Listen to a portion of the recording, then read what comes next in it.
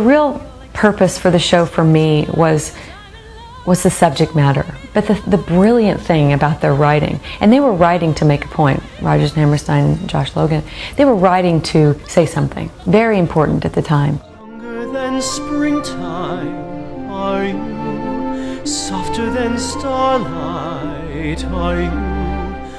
The timing of everything was so poignant. We were in war, we were at war, we're still at war, but we were at war. Barack Obama was about to become the nominee for the Democratic Party for President of the United States of America. And I think the world was reassessing how they felt. Not how they thought they felt, but how they really felt about how much we've grown in this country and how much we need to still grow. And I just think the timing was amazing. And I also don't think that love stories ever die. I don't think that ever gets old. And this was a pretty incredible one. And two incredible love stories, actually. And so I think it just rings true still today. I'll face them and argue their doubts away. I think people would come to the show and say, oh my gosh, I forgot. Every single song was a hit. And it was a hit in its day. You know, people were singing it on the radio. And, you know, I wish that still happened. I wish that, and I also, you know, encourage people when they see a new musical to listen again.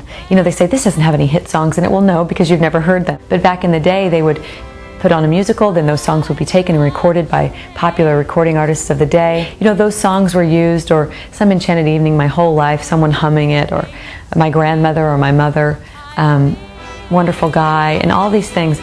They're just kind of Americana, you know, right there in front of us. And so I think all of us were pleasantly surprised by this, feeling like we were kind of fitting into this thing that was already so well established. I'm in love, I'm in love, I'm in love with a wonderful guy.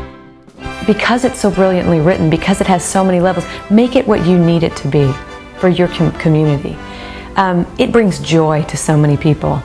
Just hearing the songs, people will say, oh, I danced to this at my wedding, or you know, my parents used to play it in our living room. Whatever it is, make it what it needs to be for you, because it can be. So many shows can't do that. You can lessen the subject matter if you need to, and you can just have fun with the fun numbers. That's been done all over this country 1,000 times. You can make a statement as big as you want to make with it, but it just depends on where you are, what you want to do. For kids, just let them dance around and jump around and spread the joy, as my husband always says, spread the joy.